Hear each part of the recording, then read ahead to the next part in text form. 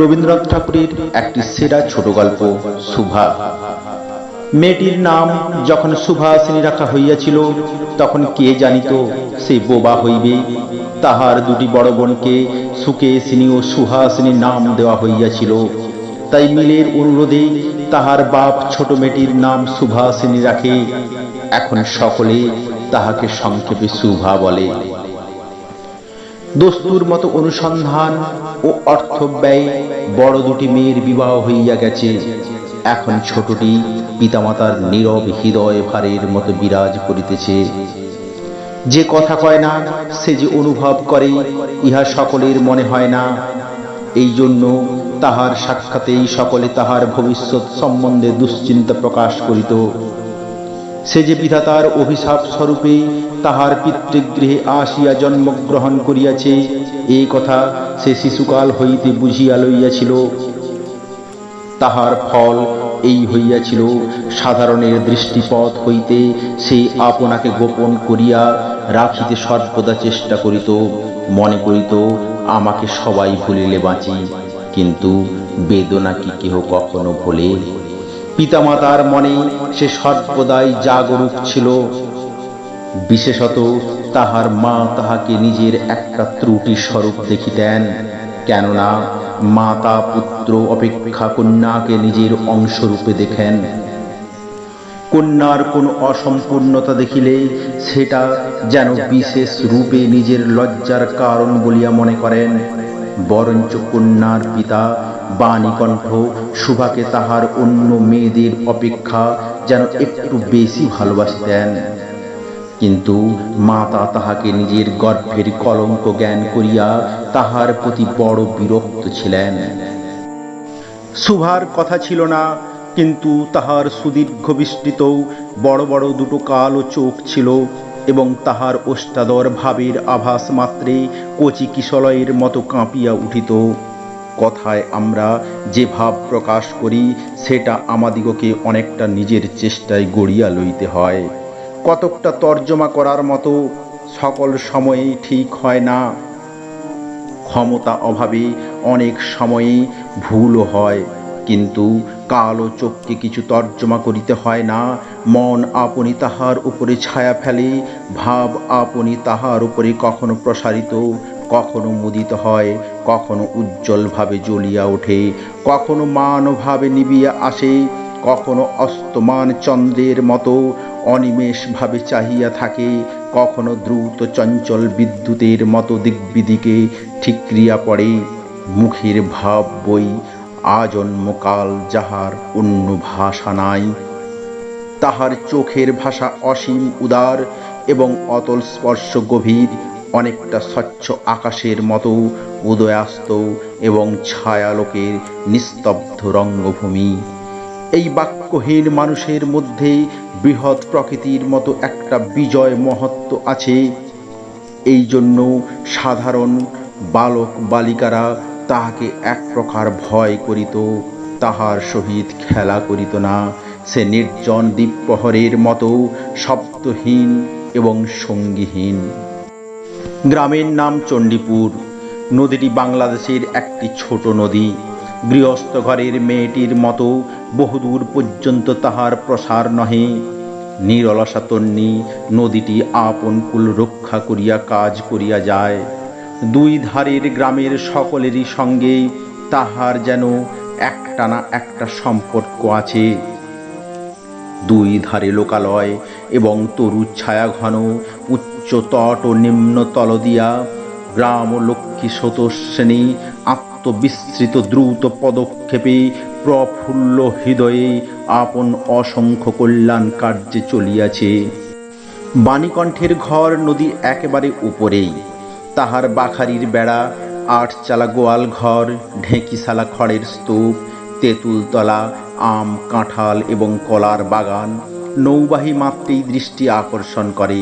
এই গার্হস্থ্য সচ্ছলতার মধ্যে বোবা মেয়েটি কাহারও নজরে পড়ে কিনা জানি না, কিন্তু কাজকর্মে যখনই অবসর পায় তখনই সে এই নদী তীরে আসিয়া বসে। প্রকৃতি যেন তাহার ভাষার অভাব পূরণ করিয়া দেয়, যেন তাহার হইয়া কথা কয়।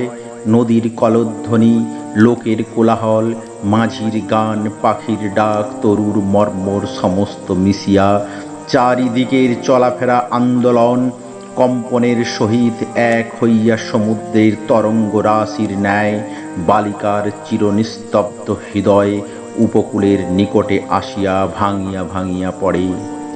প্রকৃতির এই বিবিধ শব্দ এবং বিচিত্র গতি ইহাও বোবার ভাষা। বড় বড় চুপল ববিষ্ট সুভার যে ভাষা, তাহার একটি বিশ্বব্যাপী বিস্তার। ঝিল্লির বা পূর্ণ তৃণভূমি হইতে শব্দাতীত নক্ষত্রলোক পর্যন্ত কেবল ইঙ্গিত, ভঙ্গি, সঙ্গীত, ক্রন্দন এবং দীর্ঘ নিঃশ্বাস। এবং মধ্যাহ্নে যখন মাঝিরা জেলেরা খাইতে যাইত, গৃহস্থেরা ঘুমাইত, পাখিরা ডাকিত না, খেয়া নৌকা বন্ধ থাকিত, স্বজন জগৎ সমস্ত কাজকর্মের মাঝখানে সহসা থামিয়া গিয়া ভয়ানক বিজন মূর্তি ধারণ করিত, তখন রুদ্র মহাকাশের তলে কেবল একটি বোবা প্রকৃতি এবং একটি বোবা মেয়ে মুখামুখি চুপ করিয়া বসিয়া থাকিত। একজন সুবিস্তীর্ণ রৌদ্রে, আর একজন ক্ষুদ্র তরুচ্ছায়ায়।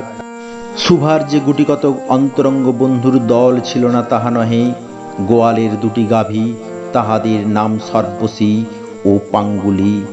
সে নাম বালিকার মুখে তাহারা কখনো শুনে নাই, কিন্তু তাহার পদশব্দ তাহারা চিনিত। তাহার কথাহীন একটি করুণ সুর ছিল, তাহার মর্ম তাহারা ভাষার অপেক্ষা সহজে বুঝিত। শুভা কখনো তাহাদের আদর করিতেছে, কখনো ভৎসনা করিতেছে, কখনো মিনতি করিতেছে, তাহারা মানুষের অপেক্ষা ভালো বুঝিতে পারিত।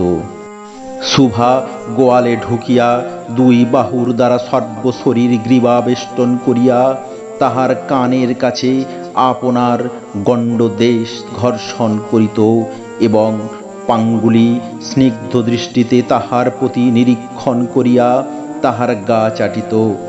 বালিকা দিনের মধ্যে নিয়মিত 3 বার করিয়া গোয়াল ঘরে যাইত, তাহা ছাড়া অনিয়মিত আগমনও ছিল।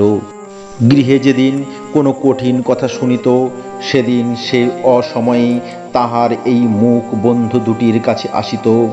তাহার সহিষ্ণুতাপূর্ণ বিষাদ শান্ত দৃষ্টিপাত হইতে তাহারা কি একটা অন্ধ অনুমান শক্তির দ্বারা বালিকার মর্মবেদনা যেন বুঝিতে পারিত, এবং শুভার গা ঘেঁষিয়া আসিয়া অল্পে অল্পে তাহার বাহুতে শিং ঘষিয়া ঘষিয়া তাহাকে নির্বাক ব্যাকুলতার সহিত সান্ত্বনা দিতে চেষ্টা করিত। ইহারা ছাড়া ছাগল এবং বিড়াল শাবকও ছিল, কিন্তু তাহাদের সহিত শুভার এরূপ সাম্যকভাবে মৈত্রী ছিল না। তথাপি তাহারা যথেষ্ট আনুগত্য প্রকাশ করিত। বিড়াল শিশুটি দিনে এবং রাত্রে যখন তখন শুভার গরম কোলটি নিঃসংকোচে অধিকার করিয়া সুখ নিদ্রার আয়োজন করিত, এবং শুভা তাহার গ্রীবা ও পৃষ্ঠে কোমল অঙ্গুলি বুলাইয়া দিলে যে তাহার নিদ্রাকর্ষের বিশেষ সহায়তা হয়, ইঙ্গিতে এরূপ অভিপ্রায়ও প্রকাশ করিত। উন্নত শ্রেণীজীবের মধ্যে শুভার আরও একটি সঙ্গী জুটিয়াছিল, কিন্তু তাহার সহিত বালিকার ঠিক কিরূপ সম্পর্ক ছিল তাহা নির্ণয় করা কঠিন, কারণ সেই ভাষা বিশিষ্ট জীব, সুতরাং উভয়ের মধ্যে সমভাষা ছিল না। গোসাইদের ছোট ছেলেটি, তাহার নাম প্রতাপ। লোকটি নিতান্ত অকর্মণ্য। সে যে কাজকর্ম করিয়া সংসারের উন্নতি করিতে যত্ন করিবে, বহু চেষ্টার পর বাপ মা সে আশা ত্যাগ করিয়াছিলেন।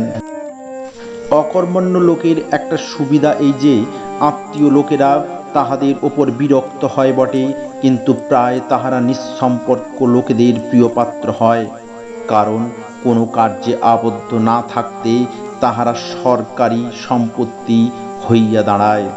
শহরের যেমন এক আত্রা গৃহ সম্পর্কহীন সরকারি বাগান থাকা আবশ্যক, তেমনি গ্রামে 2-4টি অকর্মণ্য সরকারি লোক থাকা বিশেষ প্রয়োজন। কাজে কর্মে আমোদে অবসরে যেখানে একটা লোক কম পড়ে, সেখানেই তাহাদিগকে হাতের কাছে পাওয়া যায়। প্রতাপের প্রধান শখ ছিপ ফেলিয়া মাছ ধরা। ইহাতে অনেকটা সময় সহজে কাটানো যায়। অপরাহ্নে নদী তীরে ইহাকে প্রায় এই কাজে নিযুক্ত দেখা যাইত, এবং এই উপলে শুভার সহিত তাহার প্রায় সাক্ষাৎ হইত। যে কোনো কাজেই নিযুক্ত থাক, একটা সঙ্গী পাইলে প্রতাপ থাকে ভালো। মাছ ধরার সময় বাক্যহীন সঙ্গী সর্বাপেক্ষা শ্রেষ্ঠ। এই জন্য প্রতাপ শুভার মর্যাদা বুঝিত। এই জন্য সকলেই শুভাকে শুভা বলিত। প্রতাপ আর একটু অতিরিক্ত আদর সংযোগ করিয়া শুভাকে সু বলিয়া ডাকিত। শুভা তেঁতুল তলায় বসিয়া থাকিত, এবং প্রতাপ অনতি দূরে ছিপ ফেলিয়া জলের দিকে চাহিয়া থাকিত। প্রতাপের একটি করিয়া পান বরাদ্দ ছিল। শুভা তাহা নিজে সাজিয়া আনিত, এবং বোধ করি অনেকক্ষণ বসিয়া বসিয়া চাহিয়া চাহিয়া ইচ্ছা করিত প্রতাপের কোনো একটা বিশেষ সাহায্য করিতে, একটা কোনো কাজে লাগিতে, কোনো মতে জানাইয়া দিতে যে এই পৃথিবীতে সেও একজন কম প্রয়োজনীয় লোক নহে, কিন্তু কিছুতেই করিবার ছিল না। তখন সে মনে মনে বিধাতার কাছে অলৌকিক ক্ষমতা প্রার্থনা করিত। মন্ত্র বলে সহসা এমন একটা আশ্চর্য কাণ্ড ঘটাইতে ইচ্ছা করিত, যাহা দেখিয়া প্রতাপ আশ্চর্য হইয়া যাইত। বলিত, তাই তো, আমাদের শুভির যে এত ক্ষমতা, তাহা তো জানিতাম না। মনে করো, শুভি যদি জলকুমারী হইত, আস্তে আস্তে জল হইতে উঠিয়া একটা সাপের মাথার মণি ঘাটে রাখিয়া যাইত। প্রতাপ তাহার তুচ্ছ মাছ ধরা রাখিয়া সেই মানিক লইয়া জলে ডুব মারিত, এবং পাতালে গিয়া দেখিত রূপার অট্টালিকায় সোনার পালঙ্কে কে বসিয়া। আমাদের বাণীকণ্ঠের ঘরের সেই বোবা মেয়ে সু, আমাদের সু সেই মণিদীপ্ত গভীর নিস্তব্ধ পাতালপুরীর একমাত্র রাজকন্যা। তাহা কি হইতে পারিত না? তাহা কি এতই অসম্ভব? আসলে কিছুই অসম্ভব নয়, কিন্তু তবুও সু প্রজাশূন্য পাতালের রাজবংশ না জন্মিয়া বাণীকণ্ঠের ঘরে আসিয়া জন্মিয়াছে, এবং গোসাইদের ছেলে প্রতাপকে কিছুতেই আশ্চর্য করিতে পারিতেছে না। শুভার বয়স ক্রমেই বাড়িয়া উঠিতেছে। ক্রমে সে যেন আপনাকে আপনি অনুভব করিতে পারিতেছে, যেন কোনো একটা পূর্ণিমা তিথিতে কোনো একটা সমুদ্র হইতে একটা জোয়ারের স্রোত আসিয়া তাহার অন্তরাত্মাকে এক নতুন অনির্বচনীয় চেতনা শক্তিতে পরিপূর্ণ করিয়া তুলিতেছে। সেই আপনাকে আপনি দেখিতেছে, ভাবিতেছে, প্রশ্ন করিতেছে, এবং বুঝিতে পারিতেছে না। গভীর পূর্ণিমা রাত্রে সে এক দিন ধীরে শয়নগৃহের দ্বার খুলিয়া ভয়ে ভয়ে মুখ বাড়াইয়া বাহিরের দিকে চাহিয়া দেখে, পূর্ণিমা প্রকৃতি ও শুভার মতো একাকিনী সুপ্ত জগতের ওপর জাগিয়া বসিয়া যৌবনের রহস্যে পুলকে বিষাদে অসীম নির্জনতার একেবারে শেষ সীমা পর্যন্ত, এমনকি তাহা অতিক্রম করিয়াও থমথম করিতেছে। একটি কথা কহিতে পারিতেছে না। এই নিস্তব্ধ ব্যাকুল প্রকৃতির প্রান্তে একটি নিস্তব্ধ ব্যাকুল বালিকা দাঁড়াইয়া রহিয়াছে। এদিকেই কন্যা ভারগ্রস্ত পিতামাতা চিন্তিত হইয়া উঠিয়াছেন।